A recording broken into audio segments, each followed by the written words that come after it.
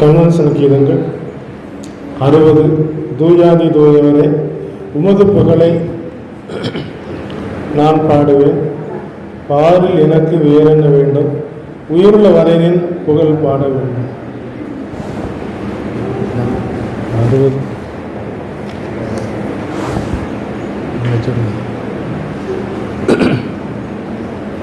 Convention 60வது பாடல். தூயாதி தூயவரே, உமது புகழை நான் பாடினேன். நாம் ஆண்டு நாமத்துக்கு மையாக கரங்களை கட்டி உற்சாகமாக நாம் பாடுவோம். தூயாதி தூயவரே, உமது புகழை நான் பாடுவேன். தூயாதி தூயவரே, உமது புகழை நான் பாடுவேன். எனக்கு வேறென்ன வேண்டும்? வேறொருவரை பாட வேண்டும். எனக்கு வேறென்ன வேண்டும்? வேறொருவரை பாட வேண்டும். தூயாதி தூயவரே, உமது புகழை நான் பாடுவேன். பாடலை கருவினவர் சென்னியாய முழம் கருவினுமே. பாடலை கருவினவர் சென்னியாய முழம் கருவினுமே. எனக்கு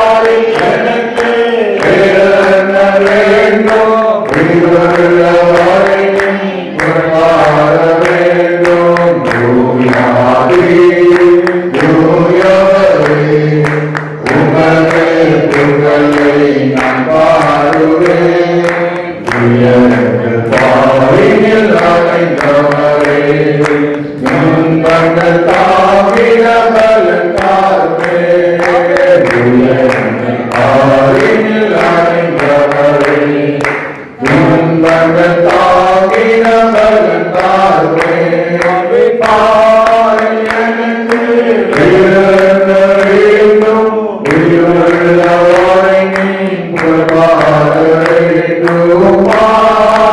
எனக்கு வேறென்ன வேண்டும்?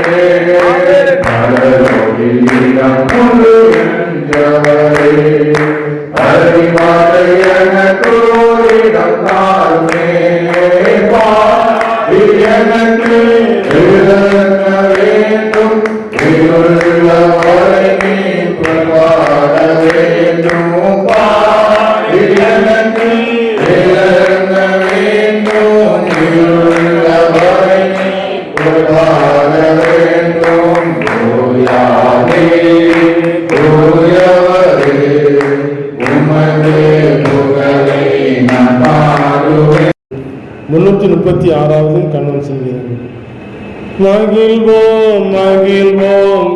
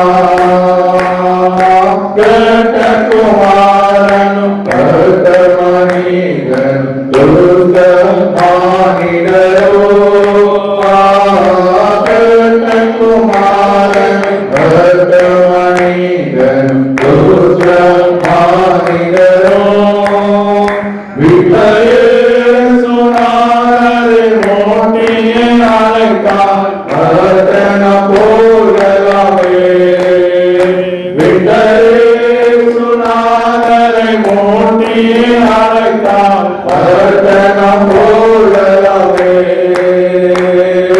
மகிழ்வோம் மகிழ்வோம் சுனாரே அகம் மகிழ்ந்திருவோமே மகிழ்வோம் மகிழ்வோம் சுனாரில் அகம் மகிழ்ந்திருவோமே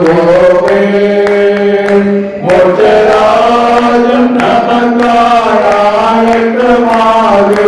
என்றென்றும் ஆனந்தமே மோட்சராஜம் நமக்காராயமாகுது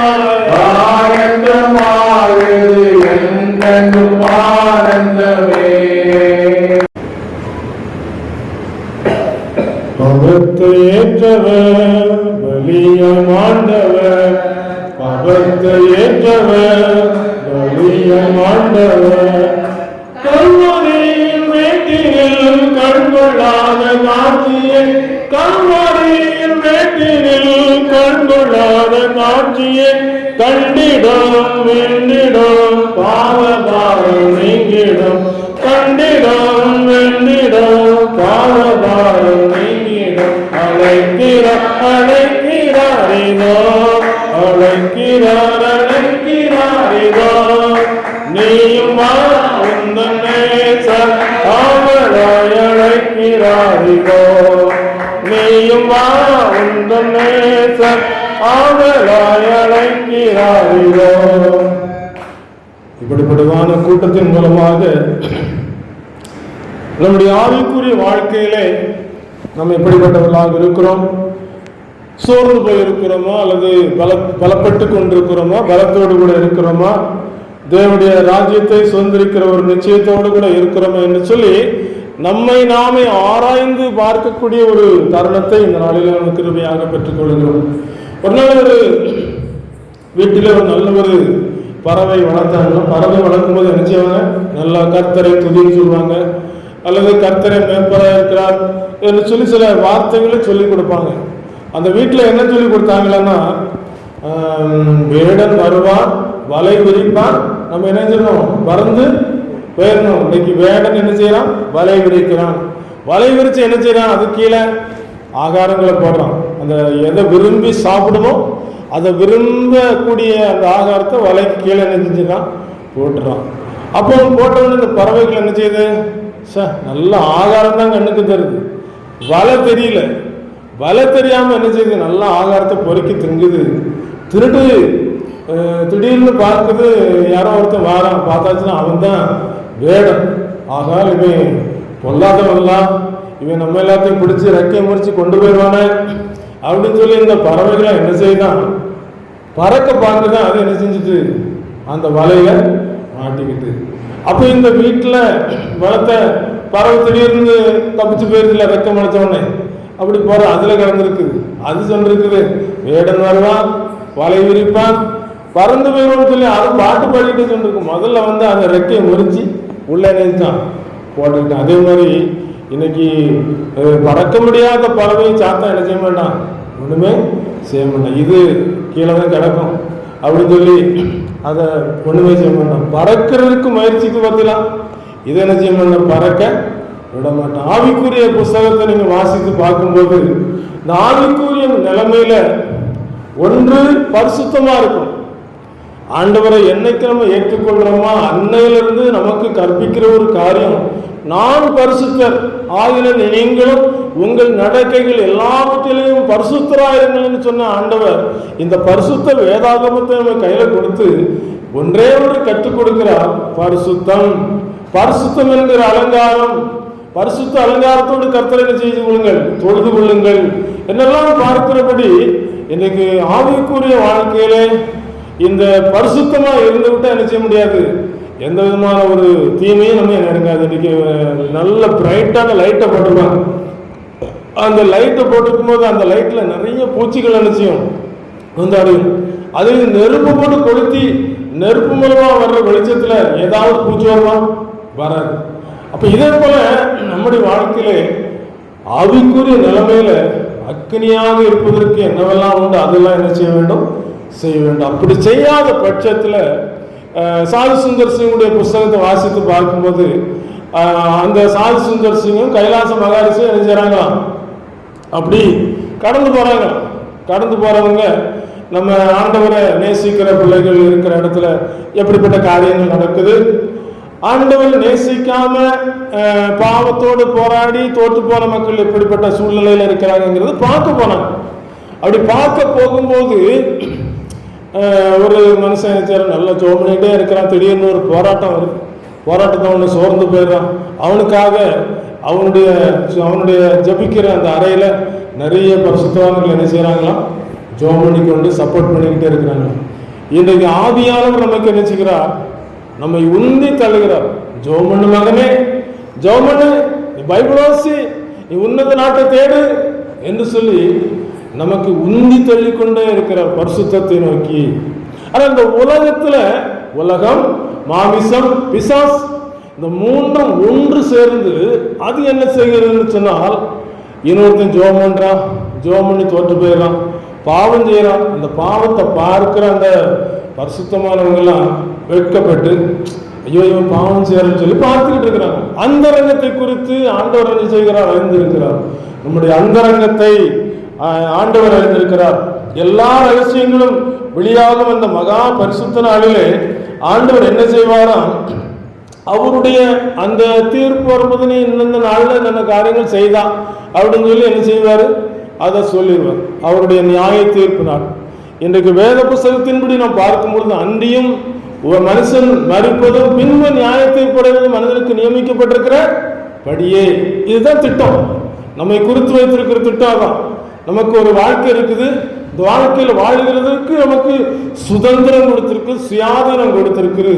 ஆனால் இந்த சுதந்திரத்துல ஆண்டவர் ஒரு லட்சியத்தை நமக்கு கொடுக்கப்பட்டிருக்கிறது. நம்முடைய குடியிருப்போ பரலோகத்தில் இருக்கிறது. அங்கிருந்து கர்த்தராகிய கிறிஸ்து ரட்சகர் வர எதிர்பார்த்து அந்த உலகத்துல ஒருத்தவங்க கண்ணை மூடுறாங்கன்னு சொன்னா அவங்க எங்க போகணும்? பரலோகத்தை போகணும். அது சிலுவையில இயேசு கிறிஸ்து பக்கத்துல ஒரு கண்ணை அடிக்கப்பட்டான் பார்த்தீங்களா? அவன் அது அதிகமா உணர்ந்திருக்கிறான்.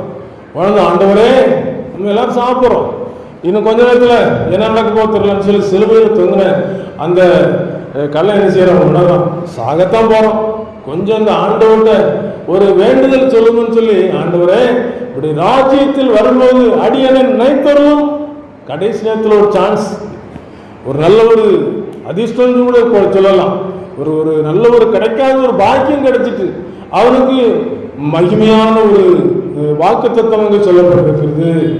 எனக்கு அருமையான தேவனுடைய பிள்ளைகளே, இந்த அருமையான திருச்சபையிலே நாம் பாவத்துக்கும் பரிசுத்தத்துக்கும் வித்தியாசத்தை காண்பிக்கிற ஒரு காரியத்தை நம்ம இந்த திருச்சபையில உணரக்கூடிய காரியத்தை ஆண்டவர்கள் வேதத்தில் திட்டம் தெளிவாக சொல்லியிருக்கிறார்.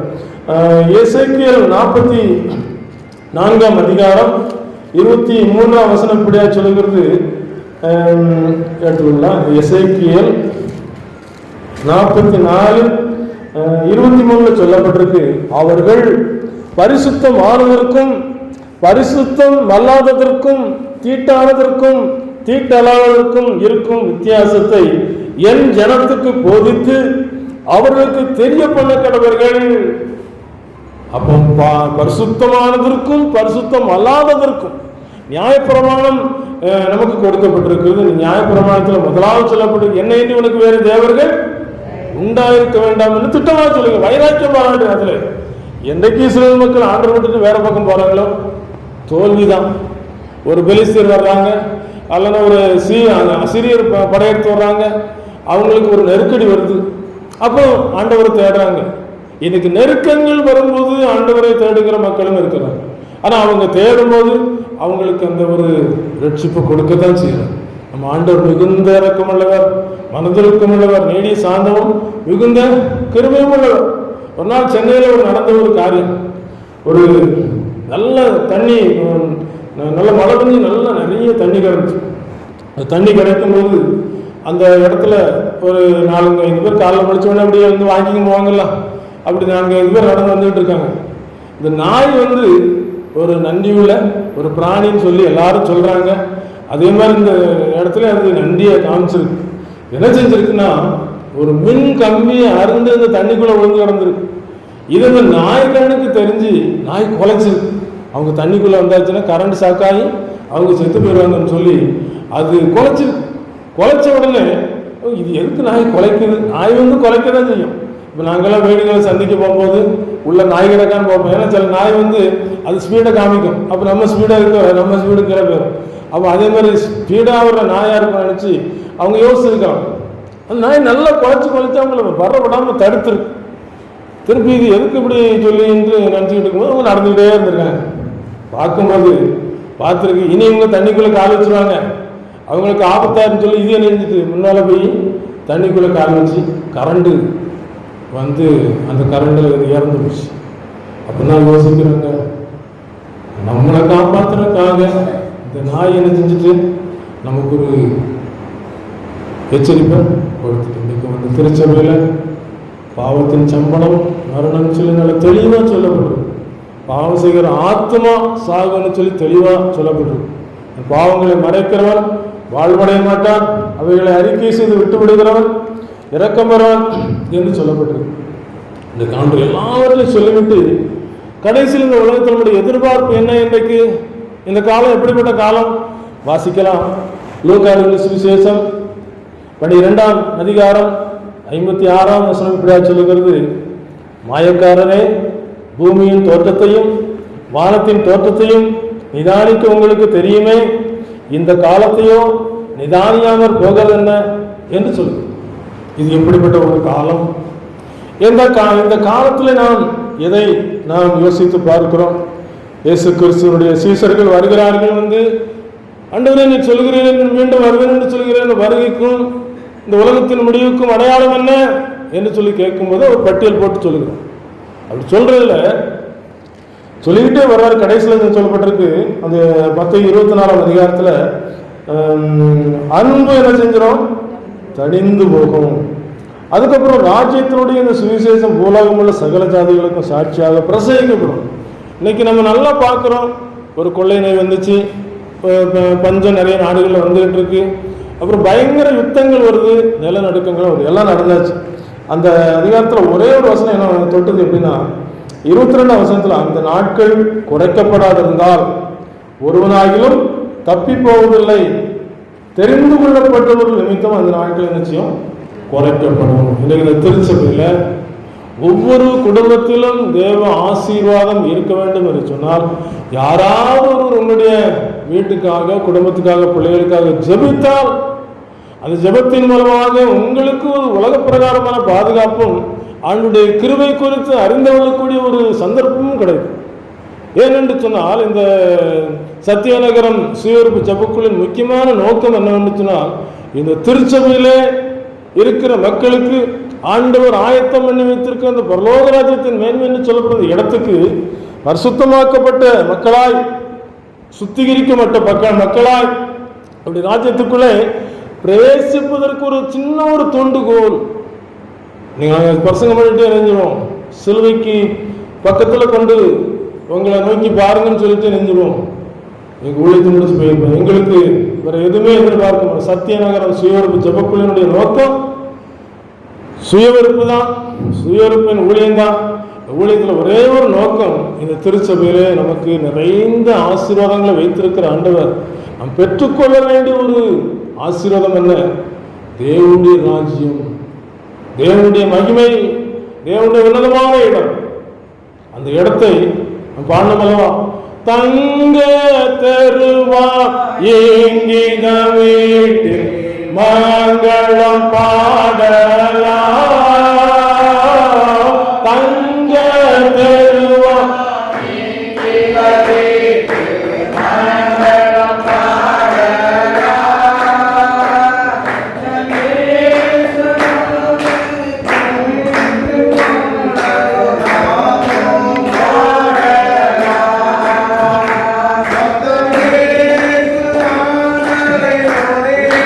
பாடுவார் நாமம்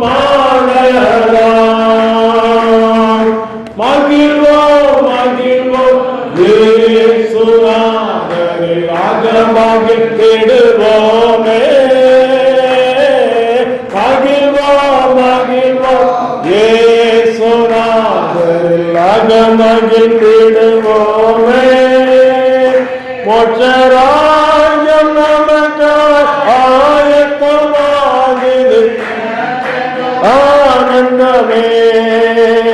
மோட்சராஜ்யம் நமக்காய் ஆயத்தமாகிறது, என்றென்றும் ஆனந்தமே. தெரிந்து கொள்ளப்பட்டவர்கள் நிமித்தமோ இந்த நாட்கள் குறைக்கப்படும் சொல்லப்படும். அழைக்கப்பட்டவர்கள் அநேகர், தெரிந்து கொள்ளப்பட்டவர்களோ சிலர் என்று சொல்லி மத்திய 23ஆம் அதிகாரத்தில் 22ஆம் அதிகாரத்தில் பாருங்கள், 22:14. அப்போ அந்த உவமைகள் மூலமாக அவர் என்ன செய்கிறார், இந்த பரலோக ராஜ்யத்தினுடைய அந்த ஆசீர்வாதத்துக்கு, அந்த உயர்வுக்கு இந்த அழைப்பை கொடுக்கிறார். நம்ம எல்லாரும் இந்த உலகத்தோடு கூட வாழ்க்கையை முடித்துக் கொள்ளக்கூடிய ஒரு மனிதர்கள் அல்ல. ஏன்னு அந்த உலகத்தில் குற்றவாளிக்கு தண்டனை, இந்த உலகத்தில் குற்றவாளி தண்டிக்கப்படுகிறான், அது எல்லாருக்கும் உரியது. ஆனால் பாவத்திலே பிறந்து பாவத்திலே வாழ்ந்து கொண்டிருக்கிற மனுக்குலத்துக்கு ஒரு விடுதலை, ஒரு ரட்சிப்பை சொல்லுவதற்காக இந்த இயேசு பரலோகத்தை விட்டு இறங்கி வந்தார். சேற்றுக்குள்ளே விழுந்த மனிதனை தூக்கி எடுப்பதற்காக கடந்து வந்தார். அந்த சேற்றுக்குள்ளே கிடக்கிற மனிதனை வேறு யாரும் தூக்க முடியாது. தண்ணிக்குள்ள ஒரு மனுஷன் தத்தளித்துக் கொண்டிருந்தானே தூக்கிடலாம். ஒரு நாள் குற்றாலம் அருவில ஒரு வாலிபன் விழுந்து விட்டாரு, கூட சென்றவர் என்ன செஞ்சிட்டாரு, உடனே குதிச்சு நீச்சல் தெரிஞ்சவன தூக்கிட்டாரு. இன்னைக்கு நம்ம நீச்சல் தெரிஞ்சா தண்ணியில இறங்கிடலாம், தப்பிடலாம். உலக பிரகாரமா பணம் செல்வம் இருந்துச்சுன்னா எந்த சூழ்நிலையிலும் கொடுத்து சமாளிச்சு போய்கிட்டே இருக்கிறாங்க. செல்வம் அவங்களை என்ன செஞ்சிருது, காப்பாத்திருது. ஆனா லஞ்சம் வாங்குறவங்க மாட்டிக்கிட்டா தலைகுனிவாயிருது. அவங்க பணியே காலையில் நேற்று மகா பஸ்ல இருந்து இறங்கி வரும்போது சொல்றான், அந்த கண்டக்டர் 2 பேருக்கு டிக்கெட் கொடுக்கலையா, செக்கிங் வந்துட்டாங்க, ரிப்போர்ட் எழுதிட்டாங்க அப்படின்னு சொல்லிட்டு ஆள்ரா மாதிரி வந்து மற்றவங்க பாதிக்கப்படும் போது பிள்ளையோட மனசு பாதிக்கப்படும். அப்போ இப்படிப்பட்ட இந்த உலக பிரகாரமான ஒரு குற்றம் ஒரு கண்டுபிடிக்கிறது ஒரு தண்டனை, இது உலக பிரகாரம். ஆனால் இந்த நியாயப்பிரமாணத்தை மீறும் போது தேவனுடைய ஜீவனுக்கு அந்நியரா என்று சொல்லப்படுகிற காரியம் அங்கே சொல்லப்படுது. இன்றைக்கு பாவத்தின் மூலமாக எத்தனையோ பாவத்தில் அடிமைத்தனமாய் வாழ்ந்து கொண்டிருக்கிற மக்கள் பரலோகத்தினுடைய நிச்சயத்தை சொல்ல முடியவில்லை. நான் ரட்சிக்கப்பட்டேன், பாவம் மன்னிக்கப்பட்டேன், கழுவப்பட்டேன், சுத்திகரிக்கப்பட்டேன், பரலோக ராஜ்யத்துக்குரிய அந்த தொடர்போடு கூட இருக்கிறேன் என்று சொல்லுகிற ஒரு பாக்கியத்தை இழந்து போன ஒரு மனுக்குலமாக காணப்படுகிறது. ஆனால் இந்த உலகத்தில் நிச்சயத்தோடு கூட வாழ்ந்த ஒரு சிலர் உண்டு. ஒரு வாலிப தங்கச்சி ஆண்டுடைய ரட்சிப்பை வாலிப நாட்கள் பெற்றுக்கொண்டு மறிக்கும் வேளையிலே என் கால் மாட்டிலையும் தலைக்கு மாட்டிலையும் தேவதூதர்கள் வந்திருக்காங்கன்னு சொல்றாங்க. அது மட்டுமல்ல, ஒரு வாலிபன் தன்னுடைய வாழ்க்கையிலே ஆண்டரை ஏற்றுக்கொள்ளாத நிமித்தமாக வாழ்க்கையை முடித்துக் கொள்ளக்கூடிய நேரத்தில் இருள் போல இருக்குன்னு சொல்லி வெளிப்படுத்தி போகிறான். இந்த உலகத்திலே மரணம் நம்முடைய இந்த உலக பிரகாரம் வாழ்க்கை முடிக்கிறது. ஆனால் மகிமை, ஒரு மாட்சிமை, ஒரு நாள் திருச்சபையில் ஒரு மனிதன் நல்ல திருச்சபைக்கு வருகிறவன் தான், ஆனால் ஆண்டவருக்கு உள்ளத்தை திறந்து கொடுக்காமல் வாழ்ந்து இந்த உலகத்தை விட்டு போய்விட்டான். நரகத்திலே வேதனைப்படுகிற போது இந்த திருச்சபையில சொன்ன சுவிசேஷம் அவனுக்கு ஞாபகம். இயேசுதான் ரட்சிப்பை தர முடியும், இயேசுதான் பாவத்துக்காக மறிக்க வந்தவர், பாவம் மன்னிப்பு அவரால் கொடுக்க முடியுங்கிற சுவிசேஷத்தெல்லாம் கேட்டு அந்த ரட்சிப்புக்கு தன்னை ஒப்பு கொடுக்காமல், தெரிந்து கொள்ளப்படாமல் அழைக்கப்பட்டதோடு கூட அவன் போயிட்டான். போய் நரகத்தில் வேதனைப்பட்டு இருக்கும்போது ஆவிக்குரிய பிரகாரமாக அவன் ஆண்டவரை நோக்கி கூப்பிடுறான், ஆண்டவரே எனக்கு இந்த இடம் வேண்டாம், எனக்கு அங்கே பரலோகத்துக்குள்ள இடம் வேணும்னு சொல்லி கெஞ்சினோன்னு அங்கே கொண்டு தேவர்கள் ஆண்டவர் அனுப்புறாரு, கொண்டு விடுறாங்க. விட்டாச்சுன்னா அங்கே வந்து அந்த இடத்த பார்க்குற ரொம்ப பரிசுத்தமான இடமா இருக்குது. தேவ தூதர்கள் பரிசுத்தவான்கள் இருக்கிற சொல்ல கேட்காதுன்னு வெளிப்படுத்த சொல்லி பரிசுத்தவான்கள் புது பாட்டு பாடினார்கள் சொல்லப்பட்டிருக்கு. இயேசு கிறிஸ்து வருகிறார், ஆயத்தப்படுவோம், அவருடைய ராஜ்யத்தில் சேர்ந்து கொள்வோமே. இயேசு கிறிஸ்து வருகிறார், ஆயத்தப்படுவோம், அவருடைய ராஜ்யத்தில் சேர்ந்து கொள்வோமே. நோவா காலத்தில் நடந்தது போல் நடக்கும் என்றாரே, லோத்தினுடைய காலம் போல நடக்கும் என்றாரே. நோவா காலத்தில் நடந்தது போல் நடக்கும் என்றாரே, லோத்தினுடைய காலம் போல நடக்கும் என்றாரே. ஆசீர்வதிக்கும் ஆண்டவரை ஆராதிப்போமே, அன்பு கூர்ந்து ஆண்டவருக்கு இடங்கொடுப்போமே. ஆசீர்வதிக்கும் ஆண்டவரை ஆராதிப்போமே, அன்பு கூர்ந்து ஆண்டவருக்கு இடங்கொடுப்போமே. கடந்த நாட்கள் இந்த பாடல் எனக்கு இந்த அடிமைக்கு கொடுத்தார் ஆண்டவர். பரலோகத்தினுடைய அந்த சந்தோஷம் மகிமையான ஒரு இடம். பூமியில பார்க்கிறோம், அவ்வளவுதான். நிறைய வாசஸ்தலங்கள் போகும்போது நிறைய போட்டோ எடுத்துக்கிறோம், நம்ம அதை நினைவு கூறுறோம். நிறைய வாசஸ்தலங்கள் இருக்குது. குற்றாலம், கொடைக்கானல் என்று சொல்லல, குளிர்ச்சியான இடங்கள் இருக்கு. எங்கெல்லாம் போகும்போது நல்லா சந்தோஷப்பட்டுக்கிறோம். இப்படிதான் ஒரு நாள் ஒரு மனுஷன் இருந்துச்சாரா, நல்ல செல்வம் இருந்துச்சு, நல்லா ஜாலியாக சுத்திட்டு போனார். போயிட்டு வெளியே வந்து இருக்கும்போது ஒரு ஏரி, கொடைக்கானல் நல்ல ஏரி உண்டு. இந்த ஏரியில படகு சவாரி உண்டு. இவர் பார்த்தா படகு சவாரி போறாரு, ஏறிட்டாரு. ஏறி போனாரு. போகும்போது படகு ஓட்டுறவங்கிட்ட கேட்கிறாரு, தம்பி நீ நல்ல வயசு இருக்கு, நல்லா படிச்சிருக்கலாம், நீ நல்ல உத்தியோகத்துக்கு வந்து நல்ல சம்பாதிக்கிற வந்திருக்கலாம், இது வந்து ஒரு ஆபத்தான தொழிலாம் அப்படின்னு சொல்லி பேசிட்டு வந்திருக்கிற. அப்பாவும் சொல்லியிருக்கேன், எங்க அப்பா இந்த தொழிலாம் செய்தாங்க, நானும் இந்த தொழில் செய்துட்டு இருக்கேன்னு சொல்லி போயிட்டே இருந்திருக்காங்க. அவர் சொல்லியிருக்கு, எனக்கு உலக பிரகாரமா நிறைய காரியங்கள் தெரியும் அப்படின்னு சொல்லி சொல்லியிருக்கிறார். கடைசியில நடந்த காரியம், அந்த இடத்துல பயங்கர சூறாவளி வந்து விட்டது. சூறாவளி வந்து படகு கவிழ்றது போல ஒரு சூழ்நிலை. அப்படி படகு கவிழ்றது போல சூழ்நிலை வந்தவுடனே அவன் கேட்டிருக்கான், நீச்சல் தெரியுமா, நீச்சல் தெரியுமா, இந்த இன்றைக்கு ஒரு மாதிரி இருக்குது, படகு கவுந்தாலும் கவுந்துடும் போலியே, கவுந்துச்சுன்னா நான் நீச்சல் அடிச்சு தப்பிடுவையா, உங்களுக்கு நீச்சல் தெரியுமாயா, கழுத்தளவு தண்ணிக்குள்ள இருந்து தாகம் சொல்லி மடிந்து போகிறது போல திருச்சபையில மறந்துடுதல், பாவ மன்னிப்பு, பரிசுத்தமானதல், தேவனுடைய ராஜ்யம், இந்த இவைகளெல்லாம் நமக்கு ஆவியானவர் ஏதோ ஒரு செய்தி மூலமாக தொடுகிறார். மகனே, என்னோடு வாழ்வதற்காக நான் உன்னை நித்திய அழைப்புக்கு அழைத்திருக்கிறேன். அதற்காக நான் செய்திருக்கிற காரியம் என்ன? என் சரீரத்தை கொடுத்திருக்கிறேன், என்னுடைய ரத்தத்தை கொடுத்திருக்கிறேன். கல்வாரி மலைதனிலே, சிலுவை மரத்தினிலே, கல்வாரி மலைதனிலே, சிலுவை மரத்தினிலே, மூன்று அணிகளில் பாதகன் போல இயேசுவும் தொங்கினாரே, மூன்று அணிகளில் பாதகன் போல இயேசுவும் தொங்கினாரே. ஏனப்படி தொங்கினார், என்ன தப்பிதம் செய்தார், ஏனப்படி தொங்கினார், என்ன தப்பிதம் செய்தார், ஒரு பாவம் செய்யவில்லை, நமக்காக ஒப்புவித்தார். ஒப்பு கொடுத்தார். யாரை தேடுகிறீர்கள் என்று சொல்லி கேட்கும்போது இயேசுவை தேடுகிறோம், நான் தான் இயேசு. ஒப்பு கொடுத்தார். ஒப்பு கொடுக்கல யாரும் பிடிச்சு இருக்க முடியாது, கட்ட முடியாது, அழிக்க முடியாது, துன்புறுத்த முடியாது, பரியாசம் பண்ண முடியாது. சர்வ வல்லமையுள்ள தேவனுடைய குமார், மனுஷகுமாரனாக காணப்பட்டார், தேவகுமாரனாக காணப்பட்டார். அவர் மறு மலையில நிற்கும்போது மோசேயும் எலியாவும் இங்கே காணப்பட்டார்கள். அவருடைய முகம் சூரியனை போல பிரகாசித்தேன்னு சொல்லப்படும். இதே போல வெளிப்படுத்தின விஷயத்திலும் மரித்தேன், ஆனாலும் இதை சதாகாலங்களிலும் உயிரோடு இருக்கிறேன் என்று சொல்லப்படுகிற காரியத்தை வெளிப்படுத்தல் மூலமாக சொல்கிறோம். நாம் எல்லாரும் கர்த்தரை தங்களுக்கு தெய்வமாக கொண்ட ஜனம் பாக்கியம் உள்ளது, இவ்வளவு பாக்கியமான ஜனங்கள் என்று சொல்லி சொல்லப்பட்டிருக்கிறது. ஆண்டவரை தேடும் போது தென்படுவார். அப்படி கண்கள் பூமி எங்கும் உலாவிக் கொண்டிருக்கிறது. ஒன்றே ஒன்று, பரிசுத்தமாகி சுத்திகரிக்கப்பட்டு சொல்லலாமா, சொல்ல முடியுமா?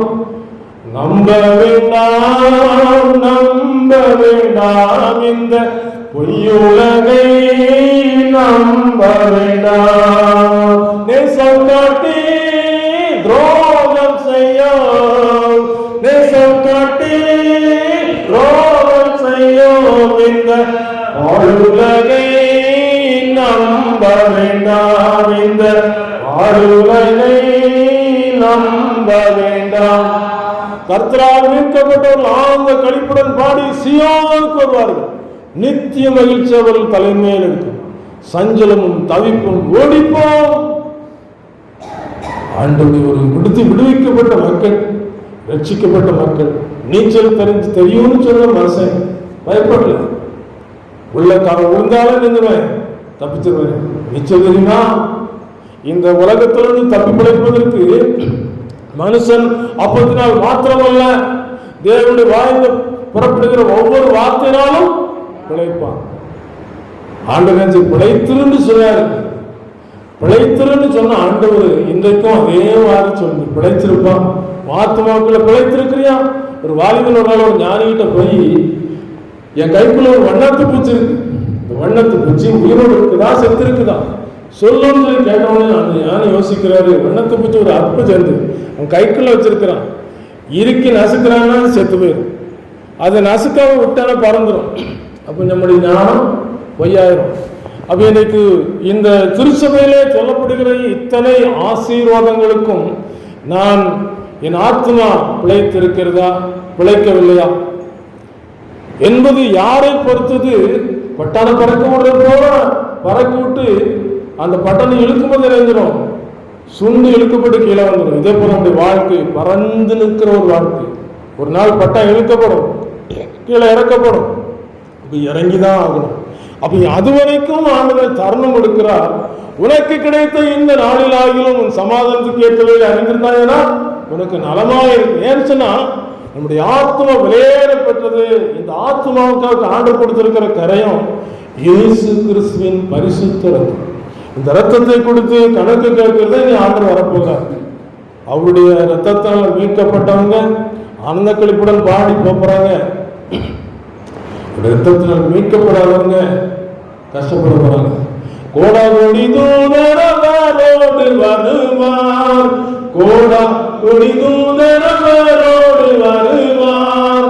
பூகோளம் நடுங்கிடுமே, வானலோகம் கழித்திடுமே, பூகோளம் நடுங்கிடுமே, வானலோகம் கழித்திடுமே. பயங்கர பிரகாசமாக இருக்கும் ஆண்டவர் வருகிறாங்க. இருக்கிற சூரியன் பல மடங்கு பிரகாசமா இருக்கும். பூமியின் கோத்தரத்தார் எல்லாரும் ஒளித்துக்கொள்ள ஓடுவார்கள் என்று சொல்லப்படுது. நிற்க முடியாது. இன்றைக்கு ஒருவர் பாவம் செய்வார்கள், நமக்காக பிதாவிடத்திலே பரிந்து பேசுகிறார். அவரெல்லாம் இப்படி லோத்து குடியிருக்கிற பட்டணத்தில் அவங்க குடும்பம் தப்புறதுக்கு பரிந்து பேசுறாங்களோ, என் பிள்ளைங்க இந்த பிச்சு குடும்பத்தில் இருக்கிறாங்க, அவங்க ரட்சிக்கப்படணும், அவங்களுக்காக சிலுவையில் ரத்தம் செஞ்சிருக்கிறேன், அவங்களுக்காக கையை கொடுத்திருக்கிறேன், என் சிரசை கொடுத்திருக்கிறேன், பரிந்து பேசி கொண்டிருக்கிறான். நம்முடைய வாழ்க்கையில அந்தரங்கத்துல நம்முடைய நடைமுறைகள்ல இந்த பரிசுத்தத்துக்கு எடுத்துக்காட்டா இருப்போம்னு சொன்னா பாக்கியவான். இல்லைன்னு சொன்னா போக்கிரிகள் புரளிக்கார போயொழிப்பாரே, போக்கிரிகள் புரளிக்கார போயொழிப்பாரே. தீக்கிரையாவதை எண்ணி தியங்கி தியங்கி அழுவாரே, தீக்கிரையாவதை எண்ணி தியங்கி தியங்கி அழுவாரே. ஆண்டவர் சொல்லியிருக்கிறார். அங்கே புழு சாகாமலும் அக்னி அவியாமலும் என்று சொல்லி ஒரு இடத்தை சொல்லியிருக்கு. இது இரண்டாம் வருடம் என்று சொல்லப்படுகிற அக்னி கந்தகம் எரிகிற கடல் என்று சொல்லப்படும். சாதாரண கையில அந்த 1ஆம் தேதி நம்ம ஒளி வீசுவோம் ஒரு பாட்டை பாடின மெழுத்திரி அந்த ஒரு சின்ன ஒரு அந்த இது பட்டாலே நமக்கு கையில இவ்வளவு வேதனையா இருக்கு, பயங்கரம். ஐயோ சொல்லுகிற ஒரு வார்த்தை மாத்திரம்தான் நிச்சயம். 2 பொண்ணுங்க கொடுக்கப்பட்ட காலத்துல இயேசுக்கு இருதயத்தை கொடுத்தாச்சுன்னா சந்தோஷம் தான். செய்தி முடிக்க விரும்புகிறேன் சொன்னா கொடுக்கப்பட்ட நேரம் முடிந்தாகிவிட்டு நம்ம கொடுக்க வேண்டிய காரியம் உடைய இருதயத்தை இயேசு கொடுத்து விட்டேன் என்று சொல்லிவிட்டான். இயேசு நமக்குள்ள வந்து விட்டார்னா என்னெல்லாம் அழுக்கு இருக்குதோ எல்லா அழுக்கையும் சுத்தமாக்கி அதில் அவர் வாசம் பண்ணுகிறாண்டவர். இதோ மனுஷரின் மத்தியில் தேவாதி தேவனே வாசம் செய்கின்றாரே, இதோ மனுஷரின் மத்தியில் தேவாதி தேவனே வாசம் செய்கின்றாரே. தேவன் தாமடிக்கும் ஸ்தலமே மாத்திலா, தேவன் தாமடிக்கும் ஸ்தலமே தஞ்சனத்தால் மாத்திலா. தேவன் தாமவர்கள் தேவனாயிருந்து கண்ணிக்காரையும் துடைக்கின்றாரே. தேவதானவர்கள் தேவனாயிருந்து கண்ணியானையும் துடைக்கின்றாரே. இது மனுஷரின் வார்த்தையில் தேவாதி தேவனே வாசம் செய்கிறாரே. முழங்கால் படியிடுவோம். முழங்கால் படியிட்டு ஆண்டவருடைய இருதயத்திலே பேசி இருக்கிற காரியத்தை குறித்து யோசித்து பார்த்து நம்முடைய ஆண்டவரை உள்ளத்திற்குள்ள அழைப்போம். அன்று என்னென்ன காரியங்கள் விழுந்திருக்கிறது சரிபடுத்தி கொடுங்க. பழுது வந்த காரை நினைச்சுவாங்க ஒர்க்ஷாப்பில் கொண்டு விட்டு சரிபடுத்துவாங்க. சரிபடுத்துறதுக்கு அந்த வண்டி இன்னும் அதிக தூரத்துக்கு ஓடும். நம்முடைய வாழ்க்கையில பயணித்துக் கொண்டிருக்கிற அந்த பயணத்துல இயேசு கூட இருக்கிறாரா, கூட இல்லையா? சத்துரு வந்துட்டான்னு சொன்னா நம்ம ஆபத்துக்குள்ள கொண்டு விட்டுருவோம், திசை மாறி போக பண்ணிடுவோம். வேடன் வருவான், வலை விரிப்பான், நம்மெல்லாம் பறந்து போகணும்னு சொல்லி உங்களை பொய்யான ரட்சிப்பை, பொய்யான மாயான தோற்றத்தை, சோதனைக்கு நிற்க முடியாத ஒரு சூழ்நிலை கொண்டு வந்துவிடுவோம். உரசி பார்க்கும்போது தான் தெரியும். தங்கத்தை கடையில் கொண்டு உரசி பார்க்கும்போது தெரியும். இதே போல கர்த்தருடைய நாள் என்று சொல்லப்பட்டிருக்கு செப்பனியாகும். கர்த்தருடைய நாள் அது இக்கட்டும் இடுக்கமான நாள், அது பயங்கரமான நாள். நியாய தீர்ப்பு பெரியோரும் சிறியோர்கள் பெரியோர் வரைக்கும் அவருடைய சிங்காசனத்துக்கு முன்பாக நிற்பார்கள் என்று சொல்லப்பட்டது. புஸ்தகங்கள் திறக்கப்படும். ஜீவ புஸ்தகம் என்ற ஒரு புஸ்தகம் திறக்கப்படும். அதில் பேர் இல்லாதவர்கள் என்று சொல்லப்பட்டிருக்கு. ஆண்டவரே இயேசுவே என்று சொல்லி தாழ்த்துவோமா? இயேசுவண்டை வந்திடுவாய், பாவங்கள் நீங்கி ரட்சிப்படைந்திடவே. சிலுவையிலே உன் பாவங்கள் போக்கிடவே மரித்தார். சிந்தனை செய்து இந்த நிலை வரையோ இயேசுவண்டை வந்திடுவாய், பாவங்கள் நீங்கி ரட்சிப்படைந்திடவே. தேவனே, அருமையான நல்ல வேலைக்காக இந்த நேரம் முழுவதும் வார்த்தையினாலே அன்பின் வார்த்தையினாலே பிள்ளைகளுக்கு ரட்சிப்பின் அழைப்பின் சத்தத்தை கொடுத்தீங்கப்பா. அழைப்பின் சத்தத்தை கேட்டு அந்த முழு உள்ளத்தோடு ஒப்பு கொடுத்தார்களோ பிள்ளைகளை நீங்கள் நோக்கி பார்த்து நாங்கள் செபிப்பதே. அவனோடு வாசம் செய்து அவனோடு பொருத்தப்படுவான் என்று சில மாதத்தில் படிக்கத்தாவே இந்த நேரத்திலே யாரும் அந்த செடிகளோடு உள்ளத்தை தெரிந்து கொடுத்தார்களோ அவர்களுக்கு வாசம் செய்யுங்க நாங்கள் ஜெபிக்கிறோம்ப்பா. இந்த விளையாட்டுப்பட்ட விதைகளிலே விழுந்ததுக்காக நன்றி செலுத்துறோம்ப்பா. சாதாரண அது போய்விடாதபடி அந்த விளையாட்டுப்பட்ட விதையை 30 தூரமாய் வளர்க்கிறதுக்காக பாக்கி சாகியும்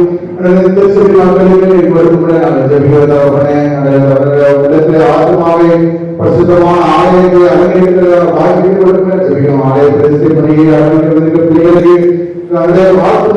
ஆலயத்திலே பிரதிஷ்டை செய்வதற்கு பரிசுத்தமாக ஆண்டவர் நல்ல சாகியை சாகியை பயன்படுத்திக் கொள்ள பிள்ளைகளை கடந்த ஒவ்வொருவரும் கத்தர் பொறுப்பா மூலமாக கேட்டு சத்தத்தை கேட்ட பிள்ளைகள் நன்றி செலுத்துவோம். கர்த்தாவே, அந்த சத்தத்தை கேட்டு யாரெல்லாம் ஏற்றுக்கொள்கிறப்பே பாதியாவது நான் வாழேன்னு சொல்லி உங்க கருத்தை ஒப்புக்கொடுத்தாங்களோ உள்ளத்தை கர்த்தர் நோக்கி பார்க்க ஜெபிக்கிறோம். ஆகியானே பலப்படுத்துப்பா.